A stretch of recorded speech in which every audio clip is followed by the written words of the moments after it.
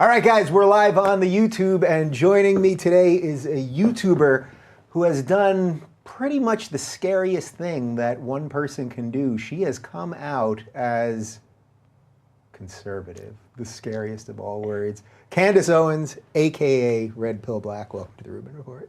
Thank you. I'm so happy to be here right now. I am very happy excited to have you here. Should I be calling you Candace or Red Pill Black? How are we going to do this? I guess people are calling me Red Pill Black, so either or. You can call me Candace. Yeah. You said you were just walking down the street. Someone, there's Red Pill Black. Yeah, there's Red Pill Black. And I'm like, I'm Candace. But I'm glad it's catching. I like Red Pill Black, so. So before you were a YouTuber, which you're actually pretty new to, you went by Candace in the real world. I went by Candace, yeah. All right. Well, I feel like we're going to be on the level, so I'm going to go with Candace while we're sitting here. So you have a crazy story, an interesting evolution. You suddenly caught fire, and you're doing pieces all over the place. You were on the Daily Wire this morning. I saw you on Jesse Waters. Was it this past weekend, right? Correct. Just a couple days ago. Saw a clip of that. You're bouncing around. You're making moves.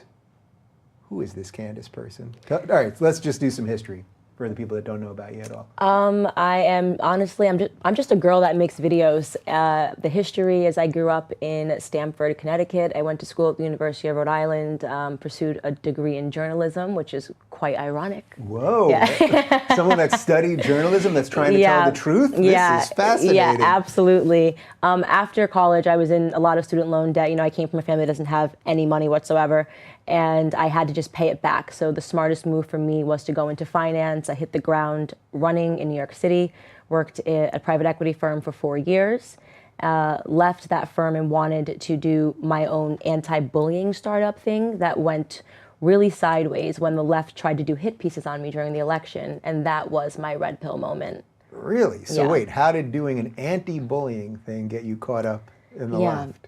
So I don't know if many people that watch this show are familiar with the Gamergate scandal. I certainly wasn't. I think most of my audience is familiar-ish, but like nobody fully gets it, I think. But feel free to take us down that road for a little bit. Yeah, so long story short, that whole scandal is built on a girl named Zoe Quinn who says that she was attacked by anonymous white men on the internet. And people were saying that that wasn't true, and she said that it was.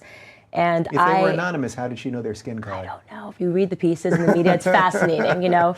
Yeah. So I was doing an anti-bullying startup that I was really passionate about, and I got a phone call from her, and I put up basically a 3-minute video on Kickstarter teasing what we were going to do. And I said this one sentence, which was a figure of speech that I think set the alarms off. I said, what we're doing is figuratively lifting the masks up off of trolls.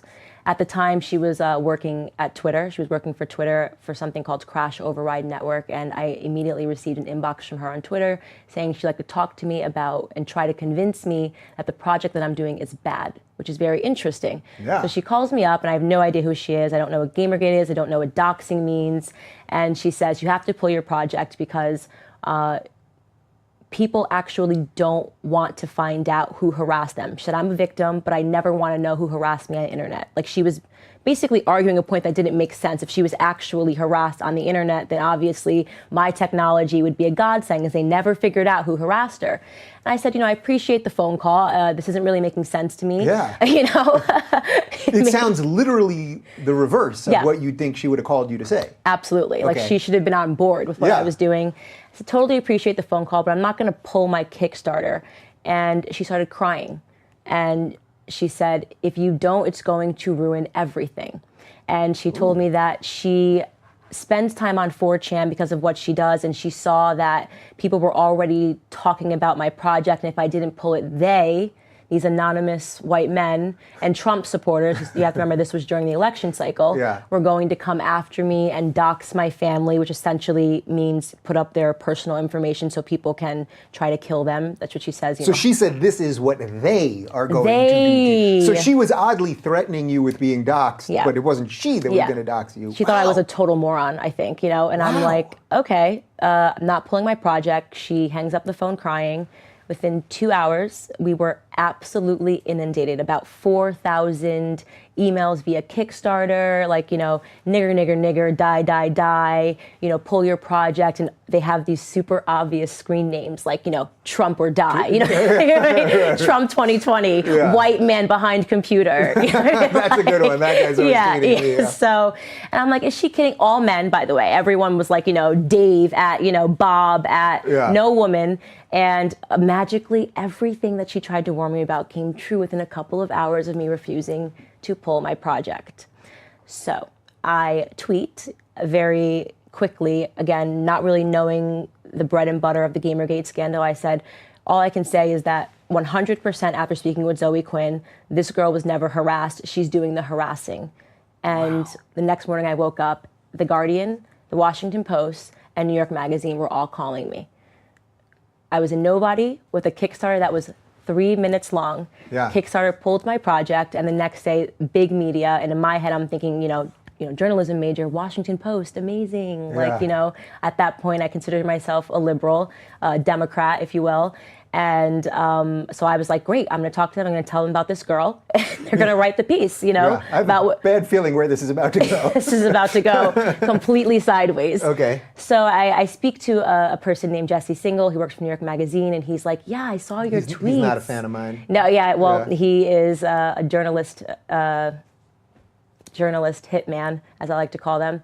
And he speaks to me, he's like, yeah, I saw your tweets. I just wanted to speak to you about what happened, super nice. Yeah, and I tell him everything. I'm like, yeah, Zoe called me up, open and shut case. Obviously, she told me to pull my project. I didn't, and then I got harassed. He instead writes this article, and the tone of it was essentially trying to gaslight me. Mm-hmm. Oh, she seemed like a nice girl, but she got dragged into this conspiracy theory. Zoe actually is a girl that was harassed, And at that point, I realized, oh my God, like the media is going to try to kill my project, and these journalists are absolutely lying. So the Washington Post called me, and I had the good sense to actually record it. I just turned on my camera and said, something fishy's here. And this girl was obvious. This girl, Caitlin Dewey, was asking me questions, and she was trying to figure out who was funding us. And her job, or her role, was to cut off the funding, cut off the legs of Social Autopsy so it could never see the light of day. And she started calling around, so I actually got a tip that she had already written the article and she was going to try to smear me. And I essentially went back and forth with the Washington Post. I had caught her in a lie via email versus what she said on the phone, and they pulled the article last second and told me I wasn't important enough to run it anyways when I threatened to sue them. Wow. Yeah. All right, wait, there's so much here, and it's so related to everything, and we haven't even fully got to your political awakening yet. Yeah. So first off, I love that you said they're hitmen. Yes, journalists not are journalists. hitmen. Yep. Yeah, because the phrase, I mentioned it to you right before we started, I've been saying they're activists, not journalists, but they're hitmen. Absolutely. Is what they really are. There's so many examples of this. That guy you mentioned, it's not even worth mentioning his name again. Yeah. I mean, he's attacked me on Twitter for nonsense, and it's just it's like, you guys, you're not even pretending. No, they are hired, and the higher-ups definitely know about it. They are hired to take people out and to take businesses out that, are a threat to them for some reason. And my threat was that they actually thought that I had created technology that was going to unmask trolls. Imagine what that would have done in the heat of the election. Hillary Clinton had millions of followers on Twitter. What if I actually created something and said, actually, that's all coming from, that's like one person, they've created all these accounts. She's actually not winning this election. What if I found out on Twitter that the person that was writing Black Lives Matter saying, die, die, die, nigger, nigger, niggers, was actually someone that worked in Hillary's campaign to create this environment. So they were actually terrified that I created something, that was going to ruin everything. So wait a minute. So did you actually create? No. Right, so that's the thing. So you didn't even create this technology. They had actually done their job as journalists and asked me questions about what I had created. Yeah. They would have left me alone. But, all right, and then Kickstarter pulled it? They pulled it, didn't give me a reason.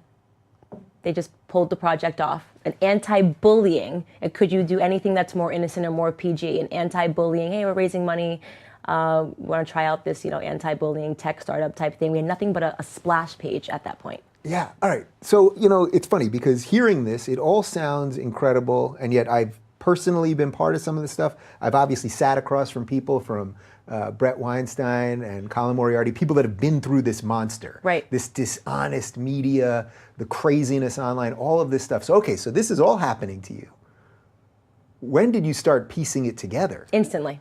The second the Washington Post called me and Caitlin Dewey was trying to cut off the legs of the funding, I realized what I had to go back and watch the Kickstarter and say, what did I say that set this off? And I realized it was that one line. They thought that I actually, and then her saying, you're going to ruin everything. I pieced it all together instantly, and I realized that my friends were my enemies and my enemies were my friends, and the only people that covered the story extensively and accurately were the white nationalist Breitbart. Fascinating, right? These evil alt-right white racists covered a black girl who was trying to do a tech startup being attacked by the media. It's so interesting that she used the word everything. You're going to ruin everything. That's a really fascinating little play. Terrifying. And you know how sometimes one word can actually change everything? Yep. Can change everything. Yeah. One word, but you're going to ruin everything. Like, you would think that in her line of work and with all these people, they're always complaining about these trolls. Yep. You would have been handing them the golden ticket. Right. And I am convinced it's because they are running essentially an anti-marketing firm, right? So they get people to go online and they can build people up or take them down, or they can get people fired up by pretending that they're white men, you know, and during the election cycle, that was needed. Man, you know, some of this, it's like, I try to deal with things in the most sort of real world way possible, and yet there's a conspiracy element to this, right? Like, and I'm sure you were dealing with that. Like, how far do I want to go down this, or where does this lead me? Terrifying. But yet I see real world examples of this all the time. Like, every now and again, I'll tweet something that might be remotely controversial, or it's usually a joke that someone just takes the wrong way. Right. But then I'll see someone will tell me to like go fuck myself or something, and then I'll look and it'll have 50 likes, the response. Now, none of those people follow me. They're all anonymous accounts. Right. And it's like, how did you even see that tweet in the first place? It's not even how Twitter works. Right. So we know that there is some shady shit here, There and is shady people. stuff happening. It's like, how do we piece all of this together? And think, she was working with Twitter at that time. Like, she was running the anti-harassment chapter at Twitter called Crash Override Network. So, Mamma mia! essentially, Twitter contacted me. Yeah. Yeah. In effect. Okay. Okay. So now you're waking up to this stuff. You realize it pretty quickly, which is actually a great credit to you, I think, because I think a lot of people kind of see it and then you either get scared or you're like, no, I must be doing something wrong or whatever. Okay, so you wake up to all this. How quickly did that jump to the way you thought about politics? Instantly. I mean, I became a conservative overnight. You know, I realized that liberals were actually the racists, that liberals were actually the trolls. And then at the very same time, 'cause you have to remember, this is April 2016. Trump is on the screen saying that the media is lying, that CNN is fake, that all of this, you know, it all began to resonate with me because I realized that everything he was saying was true. So I no longer bought into this idea when they were calling him a racist, a rapist, a white nationalist, everything. I bought none of it because I knew that the media hired hitmen. And they were doing the most ridiculous hit job on Donald Trump from start to finish of his campaign. Yeah. All right. So I want to put Trump aside for a second, but we will get back to Trump. But I'm just completely fascinated by your story. So, okay. So you get this now about the media. Right. Right. But so what changed within you politically when you say you went from being a liberal to a conservative? Like, did you change on economics or on abortion or weed or gay marriage or? You know, when I think back on it, I don't even know that I ever really was a liberal. I didn't care about politics. Yeah. So you have to think about this. I'm just a girl that was trying to pay back my student loans. I wasn't involved in politics. I didn't really know what being a liberal meant, what being conservative meant. I think at the end of the day, I was always a conservative. I'm pretty rational. I'm very fact-based. In terms of, I will always value, like, you know, economics above like social issues and that sort of thing, because I understand that should take a back seat, obviously. You don't want to become a third world country, you know. While screaming about pronouns. Exactly. So I think I was always a conservative, or more conservative in that regard. But I started really deeply considering politics, my positions on everything, because of that experience. Yeah. Where are you on the social stuff? I think specifically what? Well, like gay marriage or I support gay marriage, yeah. I support gay marriage. I'm not really sure about abortion. I don't really have a position on that just yet. I think through that a lot. I have so many people and friends that have been through it. Wow, look at you, a conservative saying, I don't have an answer on that. Yeah, I don't have an answer on that. I thought you guys are all supposed to be rush to judgment, kind of. Yeah, no, I'm open, and I make it very clear to everyone that I'm still learning. I'm still developing. I don't want to be one of these people that sits down and pretends I know absolutely everything, because I think that that's the problem. in the world right now, is that everyone is pretending to know everything and people aren't willing to learn. And if I can go from someone who thought that they were on the left to someone who is, I think, more centrist and more conservative in a matter of 365 days, then would do me a lot, a lot of good to continue to keep listening and to continue to keep growing. Yeah. I like the emphasis on listening there. That's it's nice and it's refreshing and it's real. I mean, that's the thing. So, okay, so all this happens now. You did a hilarious video about what it was like to come out to your parents. But when you started talking about this stuff publicly, or did you have a little period first where you were talking about it privately before you started doing the YouTube thing? Yeah, I mean, as you mentioned, it really was a very scary thing to go through, and it was terrifying. And you have to remember, I was a private citizen then. So when media does hit piece on you and you're a private citizen, that can ruin your entire life. You can't go out and get jobs anymore because they naturally believe whatever they read. It seems incredibly controversial, and people don't want to deal with controversy. So I literally took a year off to just kind of rebuild as a person. I was like shell-shocked. And I knew that I wanted to enter in, and I had to. I felt like it was incumbent upon me that I understood this, this fascinating thing happened to me. I felt like it happened to me for a reason. So I wanted to sort of re-enter the market as someone who was more informed and who could potentially red pill other people. Yeah. And then, all right, so what happened? So you tell your parents. Yeah. The video you did is great, but what kind of reaction did you get out of your parents? I really didn't sit them down and tell them. I've always been kind of a wild child. My parents, I've always had my own mind, my own thoughts. Yeah. I've never been a person that my parents would expect to have to sit them down and tell them anything. I do what I want to do, you know what I mean? Yeah. But what was fascinating is the reaction you get thinking more conservatively with your friends, right? Your liberal friends.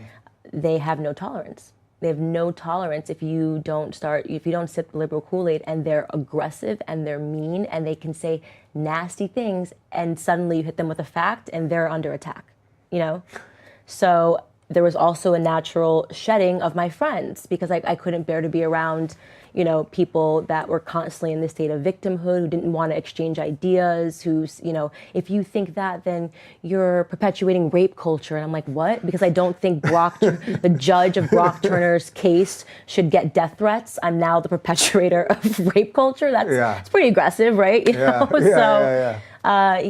What about the type of things that they were saying to you based purely on your race, which, Yeah, instantly. If you are an African American or a black person, whatever you want to call it, and you think conservatively, you're instantly considered a traitor, an Uncle Tom, a coon. They don't want to hear anything that you have to say. So comes with the territory. I mentioned this to you right before we started, but I'm just going to repeat it real quick because I think it's worthy of repeating. But my friend David Webb, who's a SiriusXM guy and a Fox News contributor, the moment I realized how actually truly racist, not just the word racist, but truly racist so much of the left was I was on air at the Young Turks, and one of the hosts, we were watching a Fox News clip, and one of the hosts was talking about David Webb and saying, what a token black guy he is. And I remember thinking, I know him. I just had dinner with him 2 weeks ago. This guy believes what he believes. That's racist. Right. What you just said is racist because you look at a black man and think if he doesn't think the way you want him to, that he's a token. This is the essence of prejudice, prejudging. Right, and people can't take that and apply it somewhere else. Like if someone said to you, hey, because you're black, you must listen to hip hop music and wear your pants low, you'd say, hey, that's ridiculous, you're stereotyping, that's racist. But if someone says to you, hey, you're black, so you should be a Democrat, they don't apply that that's the exact same sort of racism. Yeah. Yeah. Well, it's a phrase that Bill Maher used to say a lot, but originally it's from George W. Bush, which is the soft bigotry of low expectations. Absolutely. Yeah. Absolutely. God, that must be endlessly patronizing to have to deal with that bullshit. Yeah, absolutely it is. And, the most refreshing thing in the entire world is that there are a lot of black people that reach out to me on Facebook and say, thank you so much. I'm finally feel like I can come out and say that, I disagree with the way that things are going. That's the point of me doing all of this, is to give black people, to re-empower them, to not be afraid that you're suddenly going to get your black card taken away, because you think differently, and to really challenge them to think as independents. How much is it that you think that there are other black people out there that are afraid to deal with what you're dealing with right now? Because I see that I get emails all the time from lefties, I don't even know what color or race they are, it doesn't even matter, but just saying, if I started talking about this shit, I'm going to get in a lot of trouble. Right. I'm cursing a lot. Right. Yeah. I don't know. I've dropped a couple. No. I don't know why, but if there's something about your story that strikes me as so just in what's happening right now that whatever. I know. But that concept though of I get it from these people saying I'm afraid, but I never thought of it specifically within the lens of the black community of that they're going to take away my black card. Yeah. I mean, it's ridiculous. You can get your black card taken away. That's impossible. These are our stories. This is my history. This is my grandfather who, was raised on a sharecropping farm. He's the one who raised me, who was branded in the face by the KKK. I know what real racism is, okay? And the first thing they do is they threaten to take away your black card. And that to me is something like, who taught you to hate your own race when they accomplish something? When they do something differently. I don't know where that came from. The psychology of that has always fascinated me because they use these terms like coon, like Uncle Tom. Who taught them those words? Who taught them to be so nasty towards someone of their own race and their own kind, to hate difference in their community? Yeah. So it's really interesting. It's fascinating. And I always say I identify as black, but black is not, I don't think that because I'm black, I have to think a certain way. You know what I mean? Mm-hmm.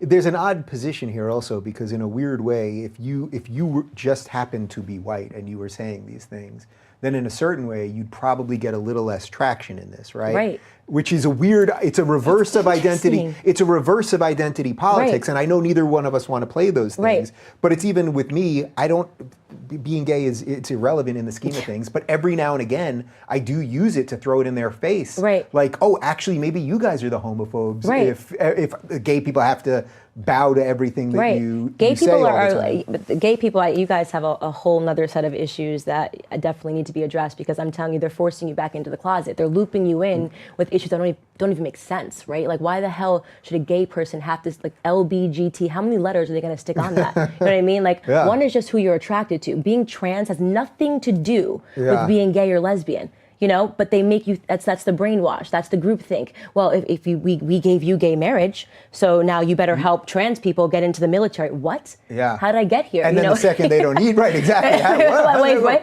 Well, I always think that, like, I have no more inherent knowledge of what it's like to be trans than a straight person or anyone else. Like, right. I was born in the right body, right. So I can't, that sounded probably the wrong way. Right. But now I get in trouble for that. Yeah, that to me, that I say it all the time, being trans, that's a mental disorder, right? Your mental and your physical aren't matching up. What the hell does that have to do with who you want to sleep with? Yeah. That's what being gay is, you know? So it's interesting to see that they constantly are trying to group people into like these things that don't even make sense and telling them that they have to staunchly defend this, you know? Well, did you see, this intersectional road to hell, that's what it is. Yeah. When they latch together, did you see that in Philadelphia at the Gay Pride Parade, they took the rainbow and then they had to put a black and brown bar on it to represent communities of color or whatever it is, and it's like, wait a minute, the rainbow had nothing to do with race. Right. It was a wide, we welcome everybody regardless of all this. You guys now are the ones that made this about race. 1,000%. Yeah. It's fascinating to watch that people don't realize it, and gay people are being used like pawns right now to fight other people's battles. Do you see that in a lot of other minority communities in general? Because I see a split now in the gay community kind of waking up to this stuff. I see it in the black community now. I see it in the Jewish community. I see it in the Asian community. Right. Because they really need to get rid of the Asians. That's the next one. Right. Because Asians work hard, are very successful socioeconomically, but they're a minority. We can't have a successful minority. Right. So they're coming for the Asians. I've started to see it lately, and I think that's just going to be ramped up. Yep, absolutely. Man.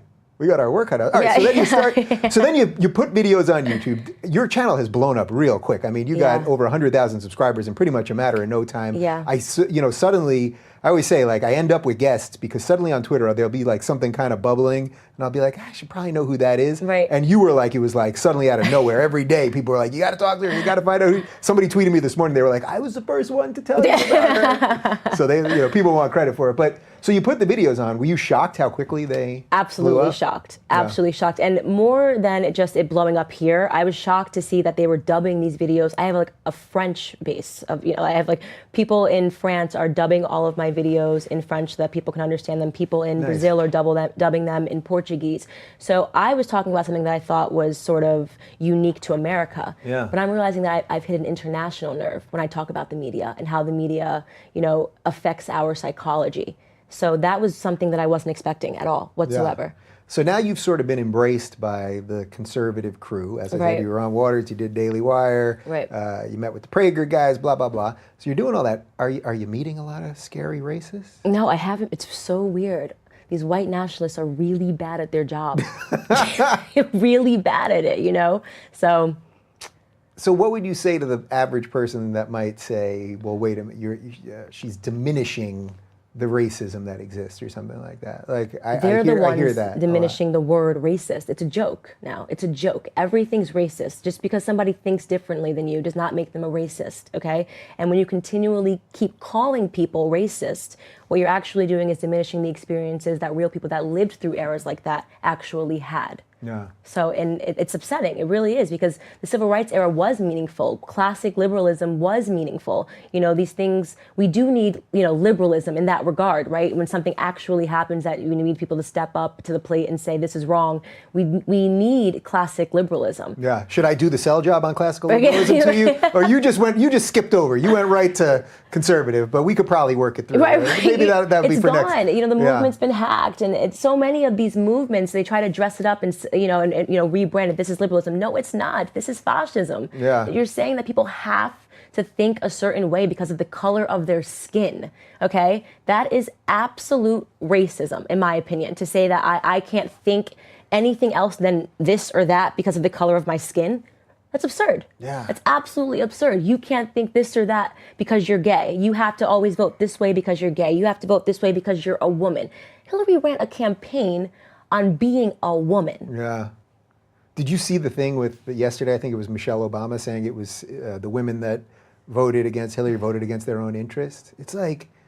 Stop. It's just, they don't stop, though. They don't stop. I hate feminism, so you can't even get me started on that route. And I mean, they don't stop. They just keep tripling down, doubling down, quadrupling down. Like, they're just like, we're just going to keep doing the same thing and see if it works. It didn't work, okay? It's not working. People are getting sick of it. People are getting pissed off. And people are abandoning liberalism.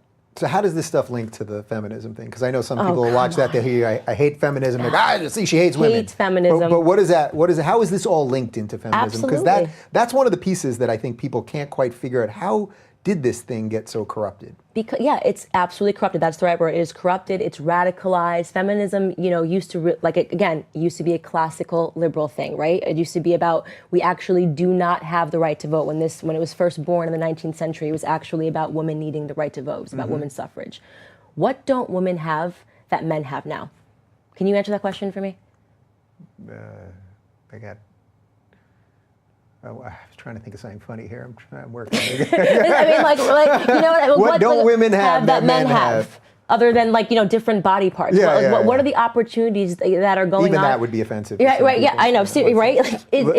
It's unbelievable. And so they've radicalized it. And again, it's another form of identity politicking. You are a woman, so you have to think this way. You have to think that way. You have to vote for Hillary, who was the worst candidate ever, right? There's so many issues that I have with beyond Hillary, her husband, okay? If we want to talk about real issues in the black community, let's talk about the crime bill, that he put in place and all the black people that he put behind prison, behind prison bars. He actually ruined an entire generation of black families. And that's sort of which Larry Elder spoke to you about. That's where everything... When our families got deconstructed in the black community, that's when everything went sideways for us, okay?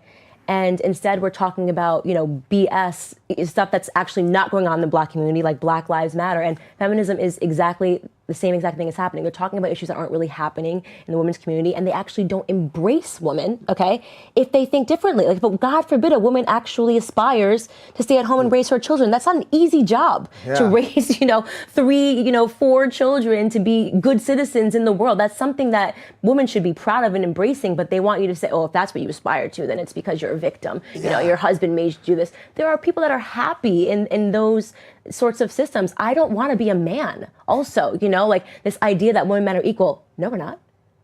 women and men are not equal. There are differences. You know, we have different hormones going through our body. We're different people, and that's totally fine. You can't have a baby. I can have a baby. We're not the same. Okay, and that's I'm going to hold that against you. Right? We're just not the same. Yeah. So it's been increasingly radicalized, and if you weren't done with it by the end of Hillary's campaign, I mean, it was just. She really took it to the next level. Yeah, it's so, but this is what intersectionality is all about. It's we're watching all of these fake, nonsensical things that got everyone ginned up. We're just watching them crumble in front of us, right? Which I think is why there's so much craziness right now. Right. So how do you approach, you know, when I'll talk to Larry Elder or some other conservatives about this, that it's actually the Democratic policies that have harmed the black community? Absolutely. That seems like one of those topics that the second you even go a little there, you just get an unhinged amount of hate. The reason that I think the biggest problem that we have in the African American community is that we're actually not educated about our history whatsoever.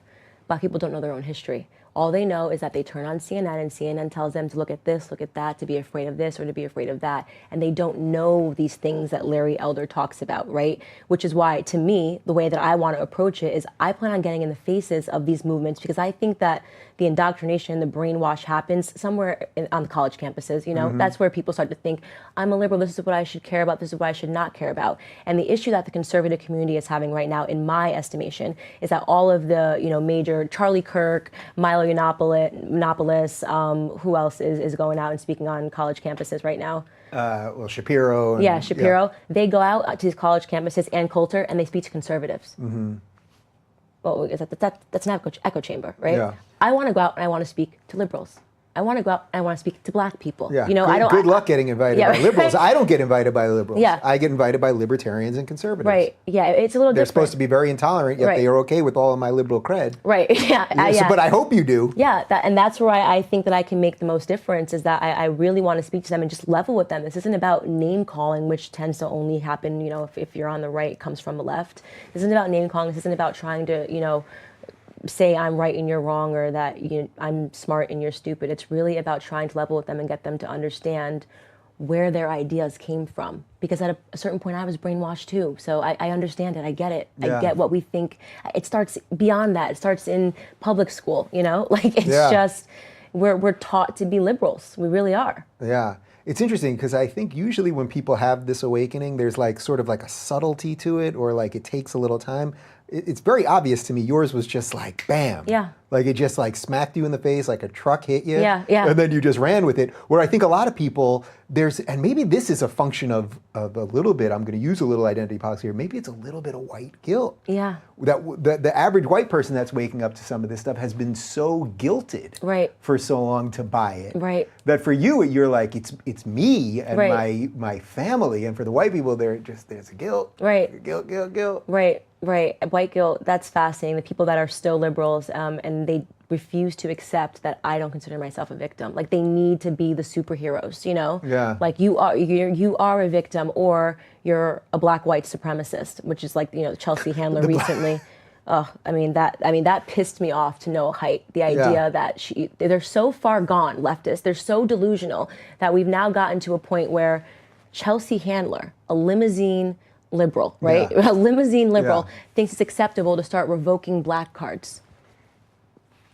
You know what? I'll put it out right here. Here, I'm going to talk to the camera for a second. I'll put it out right here. Chelsea Handler, you are 100% welcome to come on this show. You'll debate her? Oh, 1,000%. I'll debate her. We don't have to call it a debate. Yeah. Have a Candace, conversation with me. We'll have a conversation with you. I would be more than glad to do it. And you know what? I will donate all the proceeds. What, you got a charity you like? Should we let her pick the charity? Cycling to End Father Absence. It's a father absence charity. That Done. I'm very we will passionate donate about. all the proceeds to that if she will do it. And Yeah. you know what? We'll donate all the proceeds, and I'll throw in $1,000 over that. Thank you. I would love that. I would love that. Yeah. Somehow I suspect she's probably not going to bite on this. Yeah. Right. Because they don't but want truly to. a conversation. I really mean that. It's not about. Yeah. It's not okay. What she did is not okay, and I was so upset about it because, like I said, these are our stories, right? Like I grew up around a dinner table where my grandfather told me what it was like to grow up in a segregated South, okay? Where my grandfather told me, you know, what it was like for him when he was 5 years old, get up at 4 a.m. in the morning before it was too hot to lay out tobacco on a sharecropping farm. The idea that she thinks that she can look me in the face or look any black person in the face without knowing their history, without knowing anything about them, and saying, well, because you think like a conservative, you're no longer black. I mean, it's the greatest insult ever. Like I was fuming when I heard that. And I'm not the biggest, Stacey Dash fan, whatever it is. But when I read her article, responding to that, I thought that Stacey was too classy. I thought it was too highbrow. She should have been angry, and every black person, whether you are a liberal, whether you're a conservative, whether you're left or you're right, should be outraged that woman did that. Yeah. Because it's not only offensive to your own existence, but you're right, it's about the history. Yeah. It's also why, I see all the time, you can go and if you look, I think there was that, someone did a study that Ben Shapiro gets more anti-Semitic tweets than like the top 10 next people combined.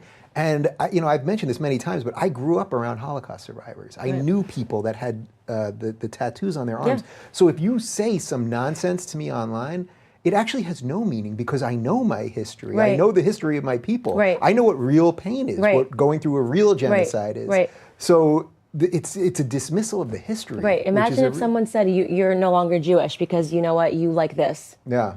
Excuse me? Yeah. Excuse me? Like, how far gone are Hollywood liberals? Do they think that that's acceptable? Yeah. Here we are in LA and I'm talking about this stuff. Yeah, right. Can you move to LA? I need more allies out here. Can we get you to LA? What are you doing over there? Yeah, I don't know. I love Coast. New York, yeah. East Coast. All right, well, we should talk about the NFL take a knee thing because obviously that's what everyone's talking about. Right. What are your thoughts? It's trending. It's ridiculous. It's uneducated. Obviously, I would say, no offense, but I don't really care if people take it offensively. Athletes aren't the brightest bulbs, right? I mean, what are we talking? Think about the kids you went to high school with that made it, to D1 schools. They aren't the brightest bulbs to begin with. Half of them don't even know why they're on their knees, okay? It's just literally trending, and it's upsetting to see another, people that you should have someone from the NFL talk to you about why they're taking a knee. Colin Kaepernick is half white. He tweets the most ridiculous things, he started the trend of, I don't know if you know Independence Day. I'm not celebrating Independence Day because, this country doesn't represent my people's, 50% of him, he means, right? Yeah. My people's struggle. And so he instead spent Independence Day in Africa. Do people know their history? How did we get to America? How did we get to America? Who sold you to the Americans? They always say, we were kings, we were queens. No, we weren't. We were slaves and peasants over there too. You know what I mean? People don't know their own history. They think that we literally were kings and queens, okay? Right. And white men came over and put us in ships and brought us over. That's not the way it worked. Does anybody want to live in Africa right now? Are you actually upset? In the history of every culture, people have been slaves. I don't know why people that are African or, African descendants, I should say, we're all American, right? I don't know why people that are in America feel that they have a right to some sort of reparation for the fact that slavery happened. It's ridiculous to me. And to think that this was all inspired by Colin Kaepernick and people are now being completely disrespectful to the veterans, okay? And the people that are actively in the military, do you know what that flag means to them? They're willing to die for it. You are a millionaire athlete on your knees, not respecting your country. It's anti-American. It's disgusting. It really is disgusting. So all that being said, you are for them being able to express that view, right? You're for them. I mean, I don't want to put words in your mouth. Are you not for that? For them being on their knees? For them being allowed to do it. Listen, people... Doesn't mean there's not going to be consequences. Right, that's what I'm saying. Yeah. They should do it and there should be consequences. If they want to do it, they should do it. But this is a job, they get paid, and customers are now leaving, if you will, okay? And this is a capitalist society. Fire them. Fire them. I'm happy Colin didn't get signed. Yeah, interesting. So my position on this is consistent completely with everything else, which is I believe they can do what they want. The business can do what they want. The government, as long as they can, Trump, unfortunately, I think in this case, because I think he has exacerbated the situation, can say whatever he wants. Right. He can't put a law in place or an executive action, and then you as the fan can decide if you want to go or not. It's actually the beauty of democracy. Right. That's the video I did this week. We're watching freedom work. Right. It's upsetting, right. You know what I mean? Like there's a lot of inconsistencies in the way everyone behaves, but freedom's actually working right now. Like what other system would this be working as well? Absolutely, and I think the implications here is what we're really seeing is a preview to 2020. I think that for some reason the Democrats' new platform is like anti-American. Yeah. Like, it's anti-American. So let's see how it works out for them. Mamma mia. Mamma mia. Are you fully on board the Trump train? Listen, I like Trump. I did not vote for him, which is a common misconception. People think I voted for him. Nope. Alice was falling down the rabbit hole at that time, and I needed to learn. I had to relearn everything. It was like having to learn to walk and talk, and everything that you thought wasn't. And I like Trump because I like that he's not PC. I like that he says what is on his mind. I don't feel like I'm being sold something. You know, Barack Obama was an amazing speaker. He can get in front of a crowd and he can ease them instantly. But at the end of the day, he was a puppet who did absolutely nothing for the black community. I like Trump because he has financial freedom. I like that Trump is not taking money from George Soros, okay? And that means that there is a chance that we can, you know, sort of take out this globalist environment that has been created. And that is why they attack him so much, because they don't own him. So that is why I support Donald Trump. Yeah. So when you hear him do, you know, when some of the Twitter stuff and all of that other stuff, I mean, my feeling, I don't, you know, everyone's outraged all the time. So right. he tweets something, I know it's stupid, right. or it's dishonest, or there was a grammatical error or a typo or whatever. And I know everyone goes crazy about all that. And I've tried not to care about that stuff too much, because I think it's all a distraction. The media is outraged. They write articles on the outrage before anyone has had a chance to get outraged. Right. Yeah. All of that nonsense. But is there any element, like, do you think he's fully telling the truth all the time? I mean, this is the one piece of the, look, I have a lot of Trump supporters that watch the show, obviously. Right. I think I've been very fair to him. People on the left, many hate me because I've been fair to him. Right. But do you think there's anything to the element of just like, just the way this is all going down is not good? I think the liars are the media. I mean, I don't know if everything he says is the truth. I'm pretty confident that he would know better than to lie when everybody's waiting for him to lie. You know what I mean? Yeah. He couldn't have more hitmen waiting to take him down. It'd be a really bad time to tell a lie that, right. you know, is researchable. Well, he's really good about saying something that's not quite true, and right. then everyone goes crazy, and then there's a grain of truth in right. it, so then yeah. everyone's like, see, it was kind of true. Right, and I love that he tweets, because you have to understand that's the only way that he can get the truth out, and that's true. No matter what he says, they spin it. No matter how he says it, they spin it. We saw that with the Charlottesville thing. What he said was factually accurate, but they spun it to this like he's supporting the KKK, you know? So it is very important that he gets behind and he tweets, because it's how he won the election. Well, if it ain't broken, if it ain't, what's the expression? Yeah. If it ain't broke, don't if fix it it. ain't broken, don't fix it. Yeah. You know, so I think he's doing the right thing, and I think he understands how he got into the White House. And he knows that no matter what he does or doesn't do, the media's going to write a hit piece anyway, so go crazy. Yeah. What do you think about just the general state of things right now? Like, I sense sort of like an interesting optimism in you. Yeah. And yet all hell seems to be breaking loose. Yeah. And I vacillate. Like, some days I wake up, I'm like, man, you're really like sort of seemingly at the end of yeah. like some amazing experiment. Right. And then on the other hand, I think there's all these cool people like you every day that are getting empowered. So like maybe there is some great chance here. Right. I think that there is a tremendous opportunity here. The media is dying. The media is dying a slow and painful death. No one cares what they say anymore. Okay, they can keep pretending and talking to themselves and laughing at themselves. Hollywood is losing power. It's crazy. Right? I don't know if you noticed, but we used to put CNN on in the green room. We now put Cartoon Network. Yeah. That's amazing. Politically, it makes a lot more sense. It makes more sense to put on like South Park or something, right? Like I nobody trusts the media anymore, and so we're just kind of seeing what I perceive as like a mental spiral. Half of what they're saying on air should be kept between them and their therapist. You know what I mean? I'm like, should I be privy to this? Like like they're spiraling because they are aware deep down, that they've lost control. People don't care if they think anymore. Their opinion's not valued. People would rather watch a girl on YouTube who flips open her laptop to talk about politics, okay, than pay attention to an anchor that's paid by CNN. What do you think about that kind of power? I think it's amazing. I think it's amazing. It means that people are hungry for truth, and it means that people are waking up. It's fascinating. We are in an era that is just absolutely fascinating, and I'm just so happy that I get to be a part of it. Yeah, it's so cool. Red pill. I just want to talk about the phrase red pill, because I think it means different things to different people. Why did you choose that? Well, the Matrix, and so it was purely off the Matrix. Purely off the Matrix. Yeah. And I don't know what else it could mean. I know that the left tried to take it and say that it was like that it somehow means some white supremacist. They're just lying. Another hit piece, another day, another hit piece. No, red pill. It's in the true essence of the Matrix, which is that once you start realizing how things actually work, right? Then you are a red pilled individual. So.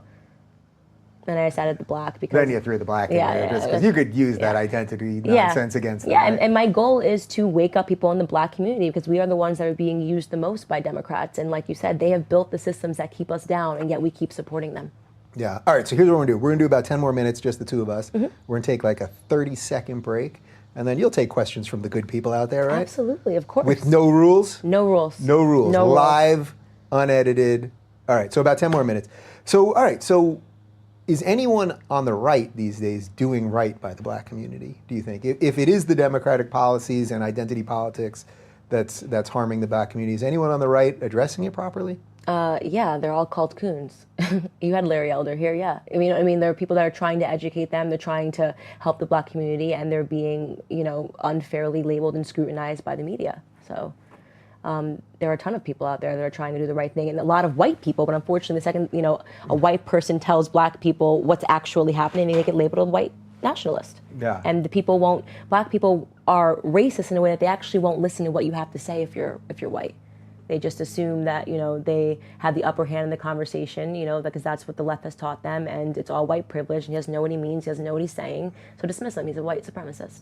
Are you shocked how quickly the white supremacist meme got out there? Like, it actually does show success, I think, in sort of what I've been fighting against for these last couple of years, because I kept mocking the words bigot and racist. Right. Because this is nonsense what you guys are doing. Right. So I almost feel like they've thrown those words out. Yeah. You don't hear anyone's called a bigot anymore. Right. You barely hear they're called a racist. Right. Now they're white supremacists. Everyone's a white supremacist. So we've supremacist. it does show that in a way we've shifted this thing where what's next? I mean, I don't know what you got after white supremacists? I don't know what could possibly be next. I really don't know. They're sucking the fun out of everything, like I said, and that, comedy's dying.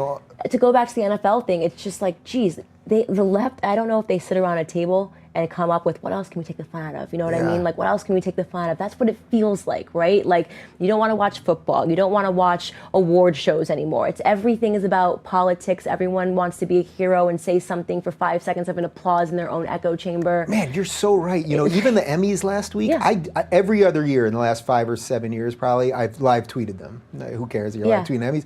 This year I was just like, I just don't want to deal with politics on a Sunday night. It's unbearable. And I didn't watch any football. I'm not even the biggest football fan, but on a normal Sunday, I'll just flick around a couple games. People aren't watching it, because they're sucking the fun out of everything with all of this virtue signaling, and I don't know what's next. Disneyland, maybe, They're coming. We're going to come, and Mickey's going to be kneeling down or something. What's going on here? And the toddler's going to be crying, and they're going to explain that, I don't know. What do you think that's about? That sort of like sucking of fun? Because I do think there's a reason. There's a reason the fun suck. I think there is a reason. If they can keep you miserable all the time and keep you guilty all the time, you're very easily manipulated. Yeah, it's brainwash. It's a system of mass brainwash, obviously, but it's not working. And that I don't know if I'm overly optimistic, but I'm extremely optimistic because you and I are sitting here having this conversation. Because I was just at the Daily Wire earlier today, and their office space is growing and growing. It's fast. And because the conservative movement is growing, because people are realizing that there's nothing left for them on the left. Yeah. You either want to race towards the bottom, because that's what it is, right? It's I'm a bigger victim. I'm a bigger victim. I'm a bigger victim. I'm like, what are you guys racing? Yeah.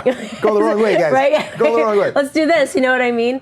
And people get sick of it. It's a constant state of misery. Yeah.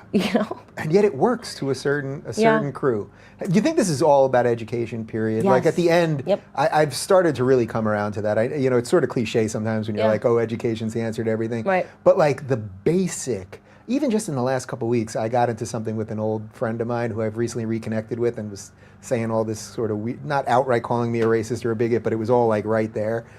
And I really just wanted to be like, you don't know anything about political philosophy or what the foundations of a government are, right? And I just I've gotten pretty good at just getting rid of these conversations and making sure it doesn't escalate, so I kind of let it go. But that's what I left with. Like, if you don't understand what rights are, what the purpose of a society is, owning your own mental capacity and all that stuff, you're going to fall for any of this stuff. Well, listen, let's call it what it is. The majority of people from an IQ standpoint are stupid. So that's the quote from this. No, it's true. I mean, factually speaking, like 80% of people, I don't know what the IQ range is, but they're actually not that intelligent, right? So that has been kind of the leftists, like, okay, well, let's just feed them stuff. They're not smart enough to think through it, and they'll fall for it. And so it's very easy to manipulate them, and they're just being brainwashed. Yeah. Man, Yeah. I feel like we should jump into the questions because Let's I do feel it. like people are going to have a gajillion questions for you. Did I miss anything here? I feel like No, we hit no. it, right? Yeah. Yeah. All right. So here's what we're gonna do. Give me. I said 30 seconds. 30 1 minute. You want 1 minute? 1 minute. I don't care. 1 minute, people. 60 seconds. We'll be right back.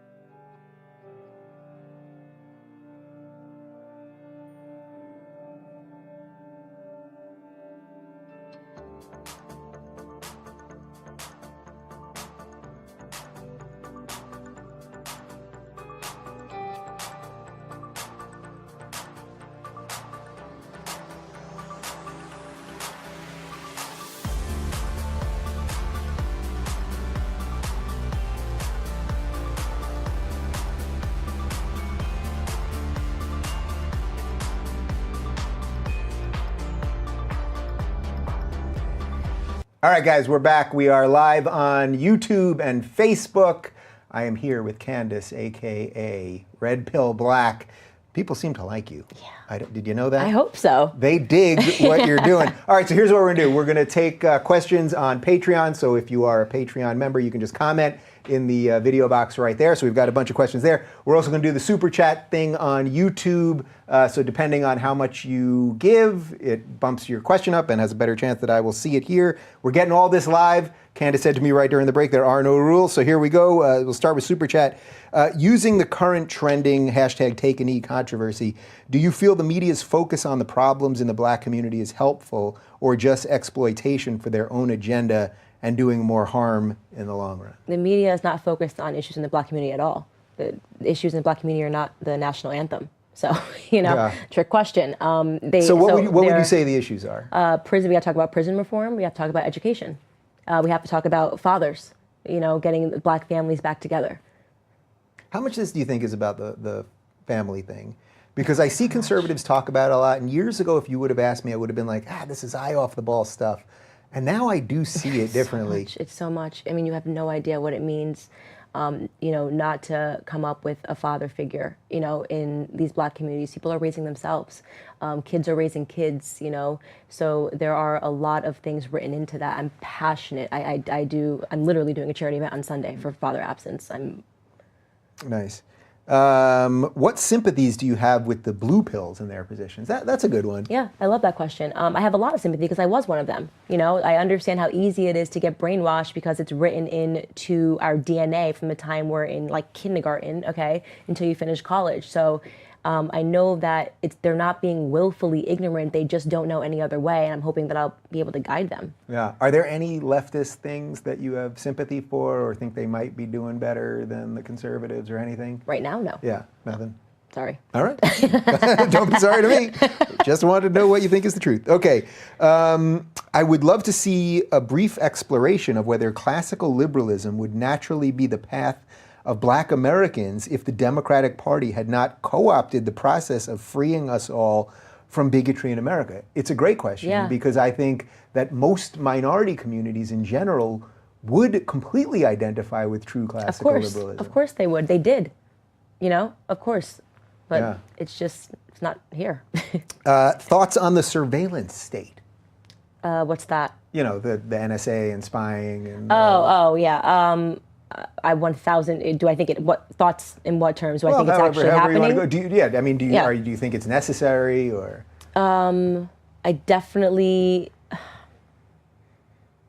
I don't know. I don't know if you're allowed to take an I don't know here. Yeah, I'm going to take an I don't know. You. I don't want to say something without being, completely educated on the topics. And I don't. Some of these things that people always say, is it a necessary evil? And I don't really know. Yeah, it's funny how everyone's going to suddenly want you to know everything about everything. You're like, I created a YouTube channel that grew pretty quick. Now I have to know everything. Yeah. I don't really know. I don't really have thoughts on that right now. Yeah.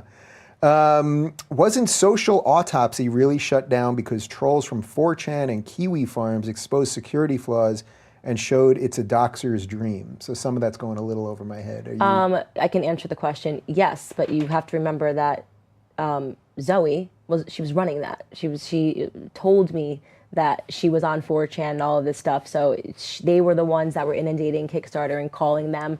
Kickstarter never gave me an explanation for it. They just said that it was pulled because it went against their policies, but they never, indicated which policy it was. Yeah, I mean, your story, I almost think, not that I like to bring the law into a lot of these things, but really in a way she was extorting you. Yeah. Is what she was doing. Yeah. You had a subtle conversation where she said, if you don't do this, right. It's sort of what CNN did with that meme maker. Yeah. Remember? Yeah. If you do this thing again, we're going to release your information. And yep. she really did the same yeah. thing.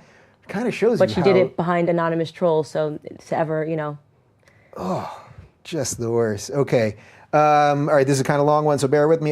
This is from Patreon. I have trouble reconciling a lot of Trump's policies as outright racist or outright discriminatory, and the reaction from the fringe left activists has been enlightening, to say the least, about how fractured the party is. Is the net effect of this socio-political debacle a reformed, more rational, accountable left, or the formation of an independent party that manages to actually satisfy the needs of both sides of the aisle? I'm thinking Bernie and Johnson supporters. So I think basically what they're saying is there any chance that the moderates that are left on the left, whoever they are, can they fix this, or is it just too late? It's too late. I think any moderate that's on the left is going to end up going to the right. It's unfixable. Yeah. Yeah, I tried. Yeah, I tried. I did what I could.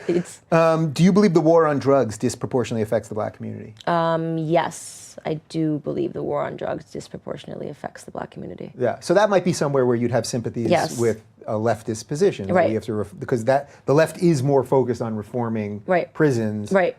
Maybe not doing it in the right way, but they are more focused than the right. And I take a lot of issue with the war on drugs, period. I just think that it's an illness and we're not addressing it the right way. Putting people in prison that are addicted to drugs is just, it's beyond me when people, they're not themselves.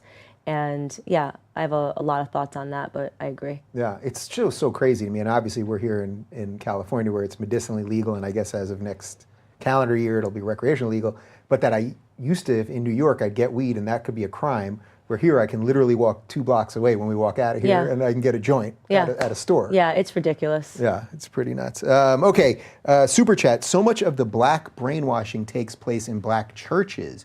Once that's baked in from childhood, can the liberal stranglehold on the Black mind be broken en masse? That's interesting. Do you think that there's a connection to like a politicization of churches? I really don't know. Not religious at all. Yeah. So it's hard for me. I always try to pull from my personal experiences when I consider these questions, but I really don't know. I don't go to church, so.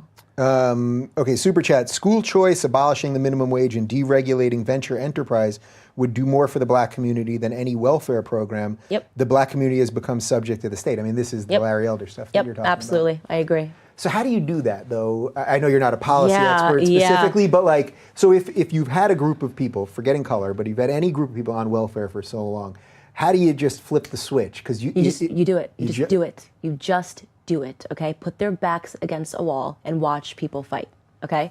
People are not going to say, "Oh, well, it's gone. I guess I'm never going to eat ever again." You know what I mean? People. This is the problem: is that they become reliant on it because it's there. Yeah. You know what I'm saying? If it's not there, they will come up with other solutions. That's called being a human being. We are naturally survivors. Well said. All right, let's jump over to Facebook. Let us know how to support her. So they want to know how to support you. We'll get to that. And I want to see you stick around and continue to do your work. Great interview. How can people support you? I'm on Patreon. So if I can siphon money from you on Patreon, yeah. If you're donating, I'm just kidding. Right, you guys Patreon.com, Red Pill Black. Yeah. Okay. What do you think about millions of young Americans on psychiatric drugs is the reason that so many are brainwashed? Again, I know you're not an expert in some of this stuff, but I'm sorry, can you repeat that? That so many young Americans are on psychiatric drugs. Don't even know. I am passionately against psychiatric drugs, passionately. I mean, if people are, and when I say that, I mean that we are just overprescribed. It's unbelievable. Your kid can't focus, so he's got ADD, so you give him a pill. Yeah. Maybe he's not interested in reading a math book. Right. He'd Then rather be outside pill. playing. You know what I mean? That's not like a focus. It's you're focused on what you care about. If you're interested in something, you're going to be focused on it naturally. So a lot of that stuff, it scares me. Yeah, that the age is just going down and down and down in terms of what they're willing to give children. I mean, that is like a scary and a whole other topic. Xanax to combat sadness, which is like a natural state of being a human being. You're sad sometimes, you're happy sometimes. And, my friend put it to me really well in college. She said, if you can answer the question as to why you're sad, you don't need a pill. If me and you were sitting here right now, and I just break down crying for no reason, something might be a little wrong. There might be something going on there that I need to consult a psychiatrist about. If I'm crying, hysterically and under my covers because my mom died, okay, I don't need a Xanax pill. Mm-hmm. I have to deal with being a human being. Yeah. So you know how that stuff, it's so obvious to me how it affects the brain. Now, I'm not saying there aren't legit reasons to be on some of that stuff for sure, and a certain amount of people need a certain amount of help. Right. But there was about a 6-month period when I was on one of those, I don't even remember what it was called, like Celexa or something, I don't know, about 6 months. And a friend of mine died, and a very good friend of mine from childhood, and I was with my whole family. We all were very, very close with him. And everyone else was hysterical crying, and I felt nothing. That's exactly what it does to people. It doesn't make you feel happy, it doesn't make you feel sad, it just makes you exist. Yeah. And that's terrifying. And then I literally, so they tell you to when you get off these things, the way you're supposed to do it is you'd wean yourself off, like maybe every other day, then every other third day or whatever it is. I just went off. I just didn't know that. And I was just like, I'm not taking this anymore. I'm not even telling the doctor, blah, blah, blah. My brain, about 2 weeks later, I could, when you used to turn on an old computer and you'd hear like whirring and buzzing and I literally was hearing that in my brain. My brain was like restarting. Yeah, Crazy. it's terrifying. Yeah, pharmaceutical, that's a huge issue and a platform that people should be talking about. A whole other thing. Super chat, how would you reform the prisons? How would I People reform? are going to give you a lot of how would I reform that? I'm not the president of the United States. I'm open to having a discussion and seeing what somebody would present as a means to reform prison system. First off, stop arresting people for things they don't need to be in prison for. Okay, we don't need somebody to be in prison because it's just 3 strikes you're out policy over smoking a joint or anything like that. So a lot of that starts with just actually looking at the reasons people actually go to prison. I think would be a launch pad. But there's a lot going on there. You'd have to really speak to people in prison and understand it better. And I'm not there just yet. Yeah, I have a feeling you're going to be involved in all of these conversations. Yeah, I would love to. So it's good that they're all of my uncles in prison, locked up. Visited my uncle in prison growing up. It's so that's a big part of being black in America. I'm sure Chelsea will say it doesn't matter. You can get that taken away. Don't upset me. All right, Super Chat. Candace, I know you're from Dallas. I grew up there and later Austin. I have lived in San Francisco for the last 12 years. Your opinions of Dallas and that of the Bay Area, if you've ever visited. I'm not from Dallas, so. Well, thank you. They got the wrong black girl. Yeah, wrong red pill black. Maybe red pill white or red pill Well, red. I think you were just saying you were just up in San Francisco. That is the Yeah, that was my first bubble time. of lunacy. Yeah. How was it up there for you? I sat under an empathy tent. Something I Yeah? thought I would maybe see at a preschool. Yeah. It was in the middle of the square, like their main square. I can't think of what the name of it is. There was an empathy tent with And what's going on in there? Oh, I went right in there. I was like, hey, what's going on in here? Can I sit? They're like, yeah, we just talk about our feelings. I'm like, are facts allowed? They were like, okay. Get the hell out of here. Yeah, let's get her out of here. That's hilarious. I mean, do they have puppies that you're rolling Yeah, around I know. It with, was like, I'm like, really, we've got a problem. We're starting to, the college campus thing is getting a little bizarre. And these are adults. These are grown men. I mean, these are like, older than you. Like, I mean, they were like grown men sitting under there saying, I was like, well, why'd you guys launch this? And they're like, Barack Obama gave a speech saying that, we need more empathy. So we made a tent. I'm like, all right. I like how you just went ages there. Older than you, you old bastard. She was pointing to the gray in my beard.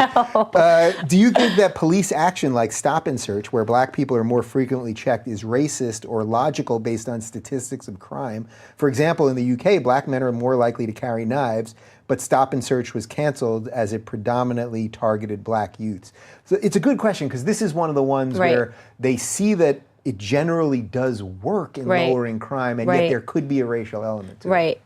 And some people would argue they're overtly racial. I don't think that it was intended to be racist, and as you saw, that like you said, there were positive effects to it because it is real. But just imagine the other side of that, which is being a black person and getting stopped for no reason other than the fact that you're black. Like that's not cool. You can't just walk down the street and be like, well, we know in this area black people normally do this, and because you're black, we're going to stop you. So I can see it's violating. It doesn't feel good to just be, could be you because you're black. Yes, it is true what he's talking about from a statistical standpoint. Black people do commit, these crimes, and that's something that can't be ignored. But I'm not sure that like creating, a policy of profiling based off of that really works. Yeah. Yeah, because like I would be really upset if I just got like stopped because I was black. Yeah, you can't be sure. like, are you kidding me? Like, I mean, a year ago when I lived in West Hollywood, which is pretty white area, pretty uppity or whatever, I was literally pulled over while looking for parking outside of my house. So I was just trying to park and whatever, and I got out. It turned out that it was obviously the officer was training a younger guy and was just trying to like show him the ropes a little bit. And he asked me how much I had drank. I literally did have one glass of wine at a friend's before. He had me blow the breathalyzer. I had to follow a light, look and all this, stand on one foot. And I was nervous, even though I knew I wasn't drunk, I wasn't doing anything illegal, I was right in front of my house. But I was nervous. But I did think in that moment, because I haven't been pulled over by a cop besides that, and I did think in that moment how quickly these things could escalate. Right, yeah, it's a slippery slope. It's a slippery slope. I mean, imagine if we were like, hey, it turns out that the majority of people that have DUIs are white males, so we're just going to be stopping white males. Yeah. So you're a white male, so you get stopped. It's like, what? Like. Yeah, and also I'm a little dyslexic, and when he had me he wanted me to follow a light but not move my head, so I could just move my eyes like this. But my head just kind of kept moving. It's like a little bit of like, I can't jump rope. Like some weird thing that I have. Yeah. And just I could see how if I was a little more hostile, if he was actually racist. Right. Because you're instantly going to be hostile if you're getting stopped for doing nothing. Yeah. Yeah. So. All right. Super chat. Dear Candace, will you be in Europe? And if so, will you go to lunch with me? Sure. I love lunch. I love food. And I love Europe. There you go.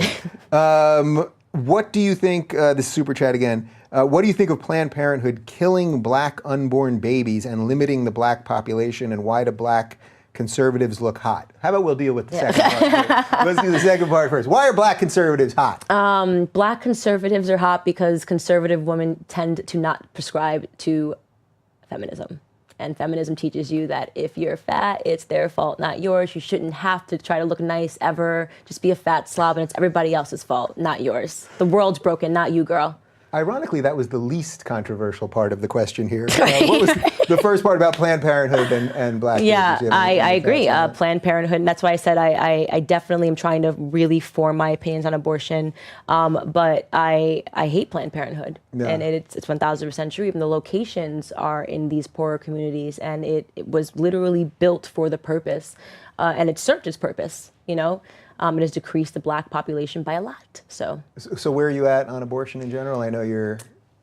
I'm going to wait before I'm ready to talk about where I stand on that, because I don't want to back myself into a corner and not be able to backpedal while I'm still, Yeah. But I have a lot of conversations with people, and I am careful not to take a position, but when I do, it'll be a firm one. Yeah, it's one of those ones where I think you can have a totally principled position from both sides. Right. So I happen to be pro-choice. I've heard Ben Shapiro's arguments on pro-life, sitting in that very chair, and I think they're perfectly principled, and that's what being an American is all about. Right. We're going to disagree on these things, and I mean, I think it was like marketing even. Like, I think abortion is really just about population control. You know what I mean? Like, so I don't really buy into this whole, it's about pro-choice. It's just what they've convinced you. It's about pro-choice, That's some serious red pill right there. She's snorting the red pill now. All right, guys, reminder, what are we doing here?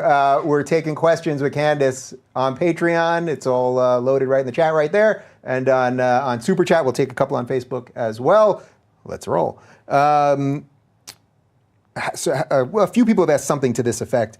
Black on black crime, how do you address it? I mean, first off, address it, right? Get off your knees at a football field talking about the national anthem, and let's talk about the South Side of Chicago. Let's draw attention to real black issues. Let's stop pretending it's the police and this don't shoot movement when like no black people die at the hands of police, statistically speaking, every year, and we're slaughtering ourselves. It's insane. It's absolutely insane. And I think the first part is actually addressing it. Black people stop pretending that the biggest threat to the black community are the KKK in Charlottesville, or white police officers shooting black people. We have to actually talk about the issues first before we can come up with solutions. Is the inherent problem, though, that the cries of racism and bigotry and all that have just effectively silenced the people that should be allies to this? You know what I mean? Like some people that are just like, I don't even want to deal with this. Right. So I'm just not going to say anything. Right. Absolutely. Absolutely. Yeah. You got to work on those people. Yeah. Get cracking. What are you doing here with me? Come on. Get moving. How did Candace see the light / what opened her eyes to the truth? You already addressed that, so we'll let that one go. Patreon, are you equally as scared of the language morphing process we have to dance around concerning groups like Antifa? I have friends who believe they're actually anti-fascists, despite their actions directly conflicting with the concept of fascism. Many of my friends buy into the rhetoric and buzzwords used to prescribe their political enemies. Words like feminism, equality, racism, and privilege seem to have been toxically infected with the definitions that make conversations about these issues even more touchy. This whole question has sort of been a through line to everything we're talking. But what do you think about that? Just the words, the way we're using words backwards these days? It's sloppy. They don't even realize it's in most situations, which he mentioned, it's counterintuitive to everything that the movement once represented, right? What classic liberalism versus liberalism, classic feminism versus what feminism is today. These movements have been hijacked. And people don't realize it because they really don't even know how these movements started. They don't really know history at all, They just think they're doing something. It feels good because CNN tells them they're doing the right thing, which is amazing to see. Trevor Noah, be outraged, be outraged. No one sees Trevor Noah in the audience at Black Lives Matter protests. No, he's walking around New York, like swanky penthouse, the puppet, another puppet. He's doing okay. Exactly. Well, that's the thing. For me, I just hate how it's killed comedy. Yeah. Like, I just hate how these people are just screaming all day long and they don't care about evidence. I saw all of these people last week with Betsy DeVos flipping the Title IX thing. Yeah. And all these comedians screaming about how Trump's pro-rape and they're all pro-rape. Right. And it's like, actually, Title IX, the way it was being instituted was actually harming young men who were completely innocent and was creating a way around due process and against the Constitution. Yep. You can't get through. You can't, they like I said, they're just not educated. And like you said, it's killed comedy. Nothing's funny anymore. I don't know how many times they can say the same joke before they realize that only they and their friends are laughing. And I think they're going to kill comedy, kill sports, and then everyone will be tuning into you on YouTube. So exactly. It's fine. It'll work itself out. You have a favorite book? I read a lot. I don't know if I have a favorite book. Nothing favorite? All right, I'll take it. You did sort of answer this one, but maybe you can go on it a little bit more. Do you think there is a bigotry of low expectations? Of course there's a bigotry of low expectations. They've somehow convinced the African American community, black community, whatever you want to call it, to argue, to say that they need help. We need help. No, no, no, don't take that away. We can't do it by ourselves. There's no way we can do it by ourselves. You take that away, we'll have nothing. That's so sad. It's sad to me that they don't think that they can make it on their own, and that is the bigotry of low expectations. And again, all we have to do is inject a little bit of education, because when you actually sit down and teach them, most people that are on Section 8 have bigger fish to fry than, they actually don't even know what they're accepting when they take it. They just know that they're pregnant, they're going to have a baby, and they have mouths to feed, right? And this person's going to give them a check. That's the extent of their knowledge in terms of what they're accepting. Yeah. And people need to actually explain to them. There's no one explaining to them what Section 8 is at Section 8. You know, right. You know what I mean? Right. Yeah, do you understand the implications here? If it's not something you want to be on, it's something that is going to be generational, because it encourages you not to get married. It encourages you to have more children, and you can never have more. It's just, you're just always under. So again, starts and ends with education. Why does it feel like the race discussion are boiled down to white versus black, while Hispanics are only mentioned when it comes to immigration, and Asians are out of the conversation entirely by the left? That is a great question. And also, am I the only person that knows mixed kids? These poor people are what the hell am I gonna do? Right? Yeah, I'm half white, half black. I'm half Spanish. Am I the only person? Again, is Candace Owens in a bubble? Am I the only person that has tons of friends that are mixed? Yeah. It's a joke. They literally have boiled it down to there's only white or black. Pick one. Yeah. It's crazy. It's delusional. Do you buy what I was saying earlier about the Asian community? That's the next one for them to turn on. It has to be. It has to be. You're right. They go after it. They're doing too well. Yeah, they're doing too well. So you have to take them down. Yep. And the more of this fake diversity stuff that you force through, who's it going to hurt? It's actually going to hurt the Asians. Right. The Asians that are working hard, Yep. that deserve the same equality Right. that everybody else deserves. What do you think of affirmative action? I think I know your answer already, but is there any merit to any of it at any level? No, get rid of it. No, absolutely not. I think that there are things that, if we're talking about just letting someone into a school because they're black, affirmative action, there are definitely things that I think would be great in terms of establishing more scholarships for black people, or encouraging them. Again, a lot of the stuff starts at home. These kids go to school in high school tired because they're raising their baby sister when their mom's, trying to work at night. That's really what goes on in black communities. Affirmative action, it's an insult. It's an insult. I can't get in based on my own merit. We have all the resources to get in based off of our own merit. We don't need help. And it also, by the way, it's counterintuitive to capitalism and affirmative action. It doesn't even make sense. Imagine if we just started hiring people based off of political correctness. We need 3 black guys. He's not the smartest guy here at Goldman Sachs, but you know what I mean? There's a global market happening. We hire the best. Yeah. We want the best, the best, the best, the best, the best. Well, I always think of it in terms of think about it just in terms of a doctor or airline pilot. Don't think about it just in terms of You're right. Of the ditch digger, although perfectly nice guy too. But could you imagine? Your doctor at the end of the day, forgetting race. Yeah. Do you want your doctor to be the best educated and most equipped to deal with the surgery you're going to deal with, or do you want somebody that's skated by? Perfect analogy. It's a perfect analogy. Yeah.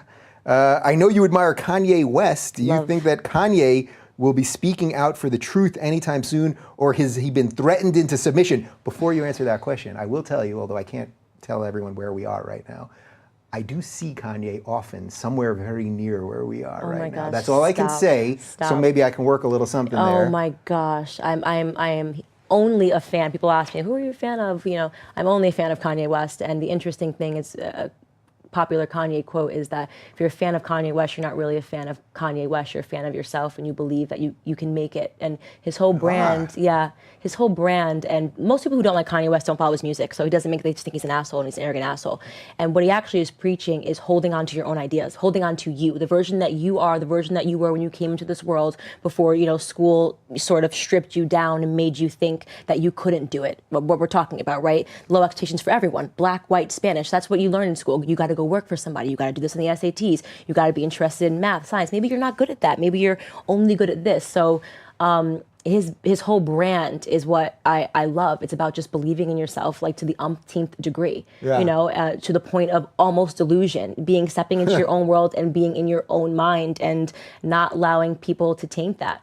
I don't even remember the question. Well, I think the question basically was, do you think he can kind of go all the way? Yeah. Like in terms of what you're talking about on the political level, like the stuff that you're really getting to, you think he can get there? Because he kind of jumps in, he right? He does. He jumps in, and the problem with Kanye is he gets misunderstood, and he's not the most eloquent speaker. You know, he'll rant, and then he'll say one thing and go over here, and people that don't follow him don't dig deep enough. Yeah.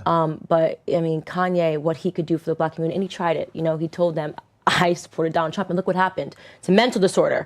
Right, didn't he check into a thing the next day? Yeah, people were like, he only said that because he has a mental disorder, and he purposely, when he checked out, what did he do? He went straight to Trump Tower and did a photo op with Donald Trump to let people essentially know that wasn't a mental disorder. I said what I said, and I meant it. You know, and it's because he's always been anti-PC. People look back at that Taylor moment and don't realize what he was saying was true. You know, she didn't deserve the award. There's really people that follow music. It's outrageous that she won that award, but it was about, you know, pleasing a certain fan base, whatever it was. It was totally like, you know, hijacked, and he did it. Again, not the most eloquent guy, right? You know what I mean? Yeah. That doesn't really think through what he does. He acts, and then afterwards, like, okay, maybe I shouldn't have done it that way. But what he was saying was incredibly important. He's always been anti-PC. Yeah, it's funny. I don't even remember. I remember that moment. I was watching it, but I didn't know a lot about who they think should have won. It was Beyonce. Did you see the ladies video? Right. And she won for like a fairy tale princess like dress up. It was.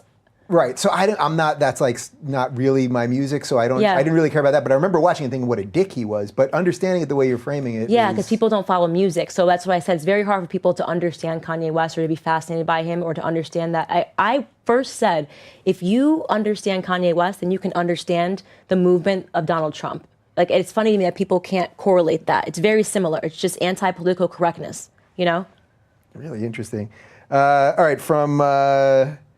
Super Chat, what do you think of the regressive left, coined by Majid Nawaz, also Sam Harris for president? If Sam runs, I will vote for him. I think we got your sense on what you think of the regressive left. Yeah, lunacy. Not a fan. Fair enough. Absolute not a fan. Lunacy. All right.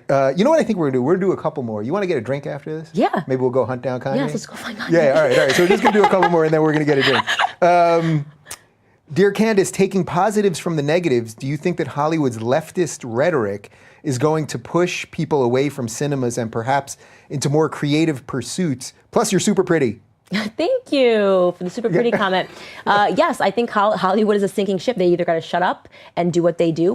We want to see them act and sing bad, you know? You know what I mean? That's it, you know? Yeah. I said in a video, but the extent of me watching the VMAs, like the dumbest reasons that I don't care about what your personal opinions are, and stop speaking down to the rest of the world, you know? So yeah, I think they're a sinking ship. I don't know what other creative fields.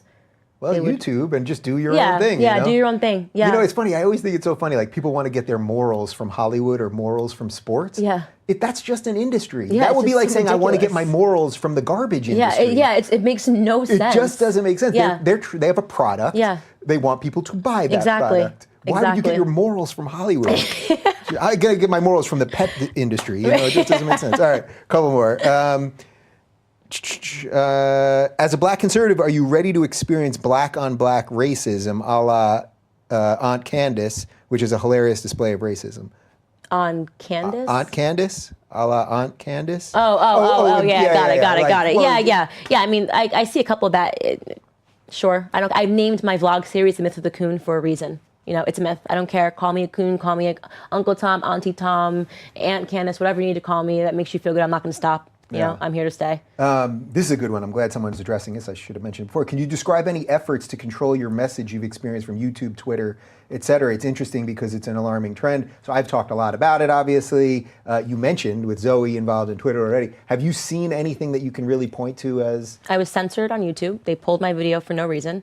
I don't even what video curse. was that? That was the Black Lives Matter list of demands for white people. I read her list, the girl who wrote the list out loud. And I kind of pointed to the fact that it kind of sounded like Veruca Salt. Don't care how I want it now. It was a very funny, lighthearted video. Yeah. And as soon as we crossed 200,000 views, YouTube pulled it and said that for bullying. I kind of created a firestorm on Twitter and it got reestablished. Facebook pulls a post like every other day. I don't even know what they're pulling anymore. Half the time it's like, okay, locked out of my account, got to get it back in. Do you understand our policies? Like, these are my videos. I don't even curse in my videos. Like, you know what I mean? So, of course, they're in it together. We understand that. They came out and said, hey, we're going to start censoring, or helping bully. It's all about bullying. That's their Well, it's all shtick. about diversity. And Yeah. if we were to use their shit against them, Yep. can't we use some of that diversity? Yeah, exactly. So it's interesting. I'm the top of the progressive stack. They don't want to hear me speak. So. All right. We'll do 3 more, and then we're going. Patreon. Do you believe there's an inherent systemic racism? No. In this day and age, no. Absolutely not. There's not. And how would you define systemic? Meaning laws? Yeah. We can do whatever we want. We have all the resources to do whatever we want. We can build companies. There's nothing that is there's no law that is stopping me from doing anything that I want in my life right now. So no. Fair enough. All right, 2 more. And by the way, will you stick around? We'll do a rapid fire Patreon exclusive with you. All right, cool. This is super chat. Between the core principles of democracy and republicanism, which do you subscribe to most? Is it better to abandon a movement once it's been hijacked, or do everything you can take it back? I think the second half of that is more interesting because I think we're both sort of in that position. Like, I tried. I really did try. And now I just don't believe in what the modern left is. Yeah, you can't. You have to just jump ship. And especially right now, it's just absolutely insane. I mean, there's no way one person, 100 of you couldn't do it, Yeah. Are you getting any outreach from people on the left going, I kind of get it? Or is it? Yeah, actually, I have fans that inbox me and say, I would love to have someone to speak to. I feel like this is getting crazy and my friends are, getting increasingly, more terrifying. And I take time, I speak with them. It's a big part of who I am. Before I go to bed, I just get on Facebook and I'll answer them and I'll try to guide them. A lot of younger people, which is interesting, Black people in college saying like they feel like they can't speak up. So definitely. Yeah, cool. All right, last one. I feel this is appropriate. Hey, where can I get those shoes, girl? You can get these shoes from Madewell. Madewell? Yeah. All right. You feel good? They should give me something for that. I just did a nice plug for Madewell, that's a great product They're placement. Check. Yeah, man. All right. All right. Thank you so much. I'm so glad we did this. I'm so happy. I'm not kidding. You want to go hunt down Kanye? Yeah, let's go find Kanye. Let's go find Kanye. All right. Candace and I are going to go find Kanye West. But if you want more with her, we're going to do a Patreon exclusive rapid fire, which will be, it's exclusive, so it'll be on Patreon only. I thank you. I mean, it's so obvious to me. You're going to be like a rising star in this space, and we need allies wherever they are. Absolutely. And, thank you for having me. You're clear, and like you're saying your truth. I love it. Thank you so much. I'm absolutely honored to be here. Yeah, cool, awesome. All right, so we're going to do that, and then if you see anything weird about Kanye in the news tonight, it was probably, that's pretty 50-50. Scales fence. It's me. All right, thanks for watching, guys.